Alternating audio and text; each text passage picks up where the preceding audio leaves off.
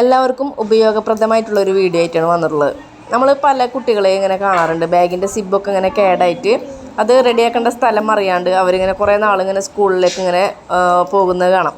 അപ്പോൾ ബാഗിൽ നിന്ന് ഇങ്ങനെ പുസ്തകങ്ങളൊക്കെ ഇങ്ങനെ പുറത്ത് ചാടിയേക്കണ കാണാം. കുറച്ച് നാൾ എൻ്റെ മോളും അങ്ങനെ പോയിരുന്നു. സത്യം പറഞ്ഞാൽ എനിക്കറിയില്ല അത് എവിടെ റെഡിയാക്കാന്നുള്ളത് എനിക്കറിയില്ലായിരുന്നു. അപ്പോഴാണ് മനസ്സിലായത് തൃശ്ശൂർ കാഞ്ഞാണിയിൽ ബസ് സ്റ്റോപ്പിൻ്റെ അപ്പുറത്തായിട്ടൊരു റോഡുണ്ട്.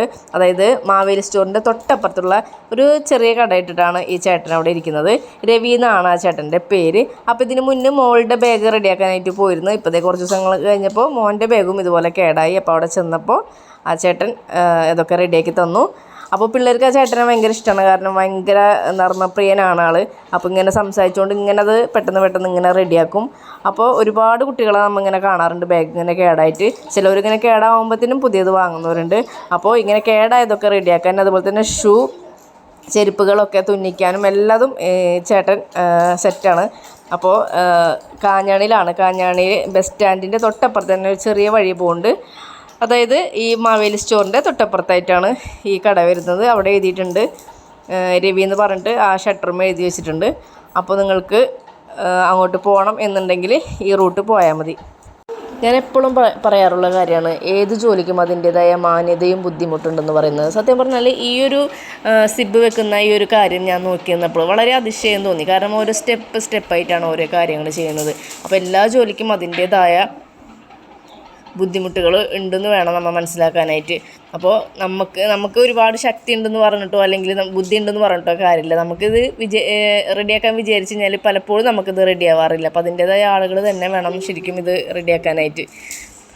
അപ്പോൾ ഇത് റെഡിയാക്കുന്ന സമയം കൊണ്ട് പിള്ളേരോട് കുറേ രസകരമായിട്ടുള്ള സംസാരങ്ങളൊക്കെ സംസാരിച്ചിട്ടാണ് ആളത് റെഡിയാക്കിയത്. അപ്പോൾ പലരും എന്നോട് ചോദിച്ചിരുന്നു ഇങ്ങനെ സ്ഥലം എവിടെയാണെന്ന് ചോദിച്ചിരുന്നു. അപ്പോൾ ഇതാണ് ഈ റൂട്ട്.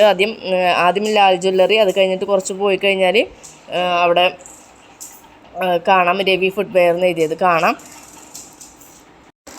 അപ്പോൾ വളരെ നിസ്സാരമായ സമയം കൊണ്ട് തന്നെ നിങ്ങൾക്ക് ഇതൊക്കെ റെഡിയാക്കി കിട്ടും. ഷൂ ആയാലും ചെരുപ്പായാലും ബാഗായി കഴിഞ്ഞാലും വളരെ ചുരുങ്ങിയ സമയം കൊണ്ട് തന്നെ നിങ്ങൾക്ക് ഇത് റെഡിയാക്കിയിട്ട് നിങ്ങൾക്ക് വീട്ടിലേക്ക് തിരിച്ചു പോരാവുന്നതാണ്.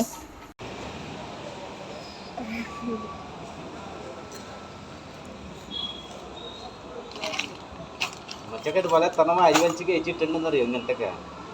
അപ്പോൾ നിങ്ങൾക്ക് ഒരെണ്ണം കിട്ടിയിട്ടുള്ളൂ അല്ലേ? ഒരെണ്ണം കിട്ടിയിട്ടുള്ള അടുത്ത് തന്നൊക്കെയാ പെരുന്നാളാണ്. എൻ്റെ അടുത്ത് പെരുന്നാളാണ്. റംസാനല്ല ഈ നോയമ്പ് തുടങ്ങി ഈ മാസം. ഞാൻ കേട്ടിങ്ങനെ നോയമ്പ് തുടങ്ങിയിട്ടില്ല, തുടങ്ങാൻ പോണു. ഒരു മാസത്തോളം ഫസ്റ്റ്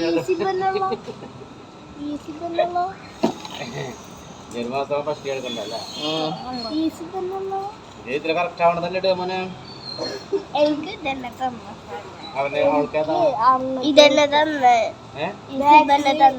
ഇതുപോലെ തന്നെ ഏതാ ഈ വളയതിന്റെ ഇടയിലിട്ടാ അതൊക്കെ കമ്പി ചെയ്യുന്നതാ. അത് വന്നാലേ പൊട്ടിപ്പോ. ഈ സാധനല്ലേ പൊട്ടിപ്പോ. വെയിറ്റ് ഒന്നും കൊടുക്കരുതാ.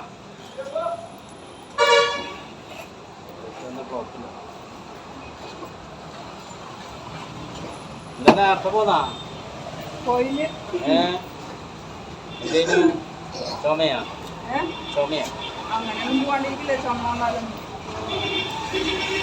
അവര് പറഞ്ഞ വരാൻ മാറിയിട്ട് വന്നാൽ അല്ലേ? ശരി, ഞായറാഴ്ച അല്ലേ കണ്ടു നമ്മള്?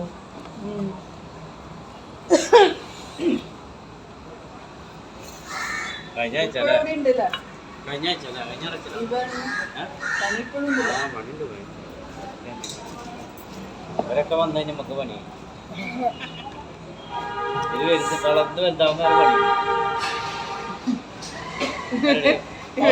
പൊട്ടിച്ചോണ്ട് ഇതൊക്കെയാണ് നമ്മുടെ സക്കപാടികൾ.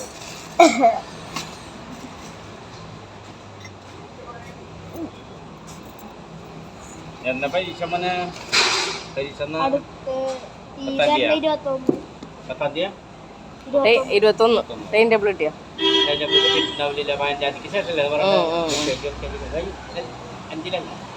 ഇവന് 3ാം ക്ലാസ്.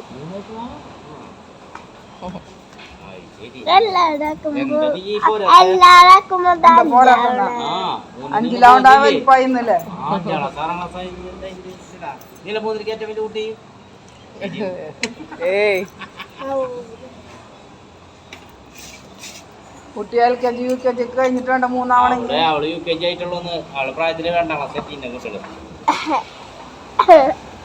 തൊട്ടിട്ട് ക്ലാസ്സിൽ ടീച്ചർ നോക്കട്ടെ